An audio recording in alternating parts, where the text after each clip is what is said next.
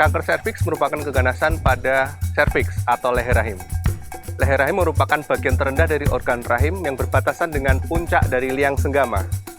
Kanker serviks menempati urutan kedua sebagai keganasan yang paling sering terjadi pada wanita setelah kanker payudara. Di Indonesia, diperkirakan sebanyak 400.000 wanita mengalami kanker serviks, dan ini berarti sekitar setiap 1 jam wanita Indonesia meninggal karena kanker serviks.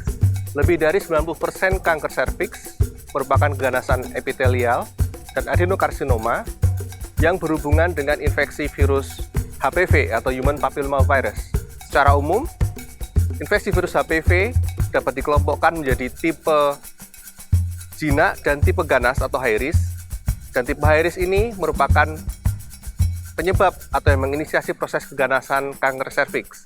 Beberapa tipe HPV high risk atau tipe ganas adalah tipe 16, 18, 31, 33, 35, dan beberapa tipe lainnya yang mampu menginisiasi terjadinya kanker serviks.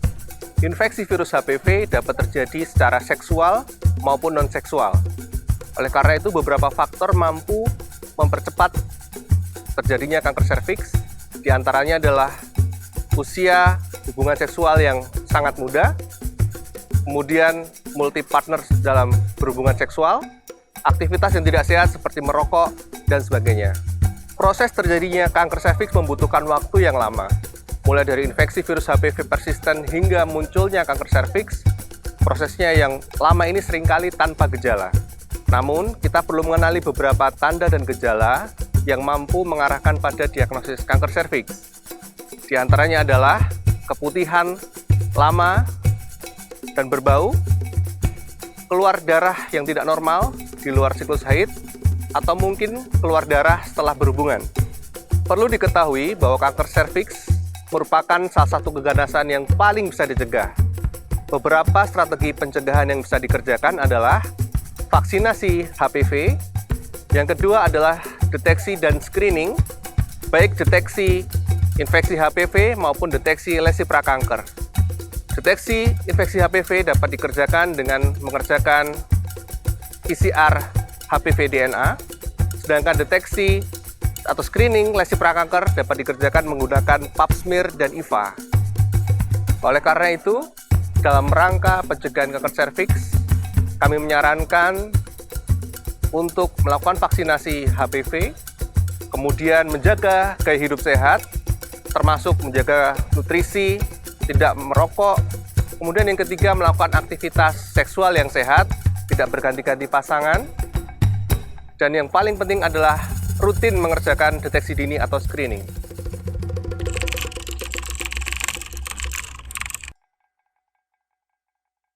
Screening dan deteksi dini kanker serviks adalah pemeriksaan untuk menemukan sedini mungkin segala kelainan pada serviks, mulai awal terjadinya perubahan sel sampai menjadi keganasan kanker serviks.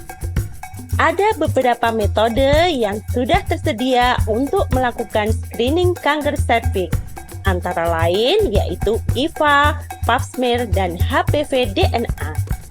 IVA dan pap smear bertujuan untuk menemukan lesi prakanker sehingga pasien segera mendapat pengobatan. Sedangkan HPV DNA bertujuan untuk mengidentifikasi ada atau tidaknya infeksi HPV baik sebelum atau setelah infeksi itu berkembang menjadi prekanker atau kanker serviks.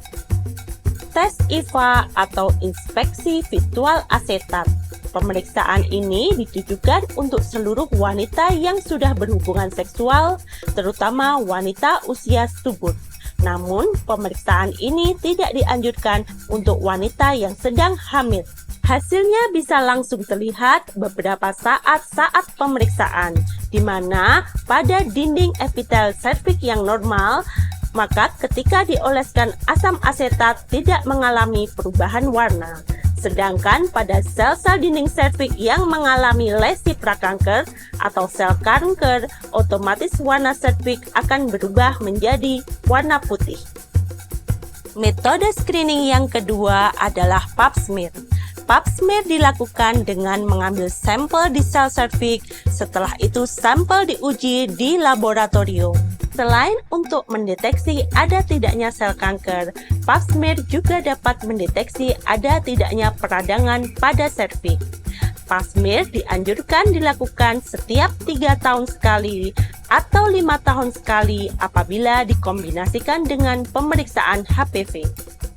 Pap smear dianjurkan pada usia 25-65 tahun dan sebaiknya pada saat Pap smear tidak dalam keadaan menstruasi.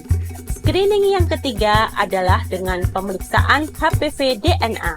Pemeriksaan HPV DNA adalah prosedur pemeriksaan yang dilakukan pada wanita untuk mendeteksi ada tidaknya virus HPV tipe resiko tinggi. Pemeriksaan HPV DNA dilakukan dengan memeriksa materi genetik atau DNA HPV pada sel serviks. Saat ini, WHO merekomendasikan pemeriksaan HPV DNA sebagai screening kanker serviks untuk populasi usia 25-65 tahun setiap 5 tahun sekali. Pemeriksaan HPV DNA dinilai sebagai pemeriksaan baku emas untuk deteksi infeksi HPV. Kelebihannya, HPV DNA dapat mendeteksi risiko terjadinya kanker serviks bahkan sebelum berkembang menjadi lesi prakanker. Bila ditemukan hasil positif, maka terdapat risiko 70% terjadinya kanker serviks.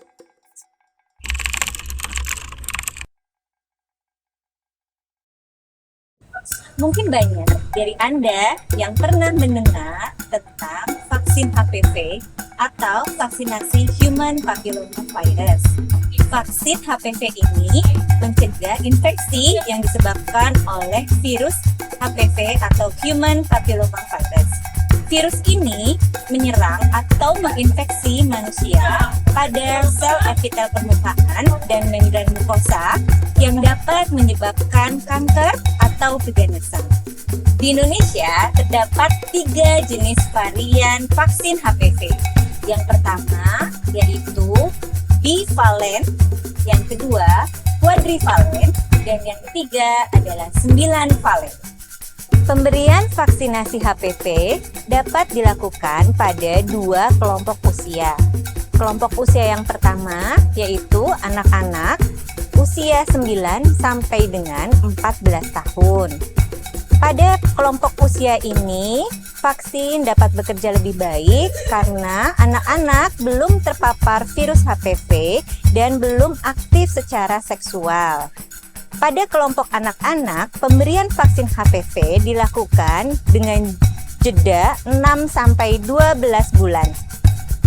Kelompok usia yang kedua pemberian vaksin HPV yaitu kelompok usia remaja dan dewasa.